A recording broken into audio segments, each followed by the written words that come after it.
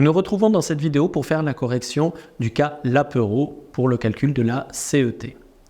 J'espère que vous avez bien suivi mes conseils et vous avez bien appliqué une méthode précise et claire. La première étape était de calculer la valeur ajoutée. La valeur ajoutée, je vous laisse revoir dans les cours précédents quelle formule il fallait utiliser. La valeur ajoutée que vous devrez trouver était aux alentours des 1 456 000 €. L'étape suivante était de vérifier le plafonnement de la valeur ajoutée à 80% du chiffre d'affaires hors taxe. Pourquoi le chiffre d'affaires? Car il est inférieur à 7 600 000 €. On fait la vérification et effectivement on trouve 5 701 600 €. Le plafond est donc non dépassé.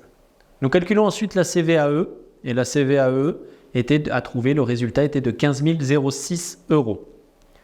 Les différents acomptes, les acomptes qui devaient représenter 2 470 € avec un calcul avec les acomptes, la CVAE, l'acompte de la CVAE, les différents frais de gestion et donc trouver un total à 2 470 €.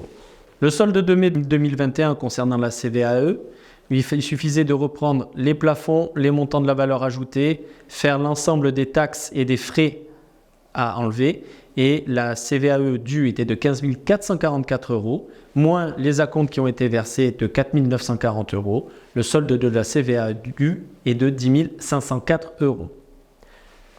L'étape suivante était le calcul de la cotisation foncière des entreprises. Pareil, il y avait le fameux CFE autocommunal, intercommunal, les différents frais, la CCI, d'accord. Et le total de l'imposition de CFE et taxes additionnelles est de 4 988 €. Or, un acompte de 1 800 € avait été déjà versé. Le solde de CFE à payer est de 3 188 €. On vérifie quand même le plafonnement de la valeur ajoutée, à réaliser au plus tard le 31 décembre, bien évidemment.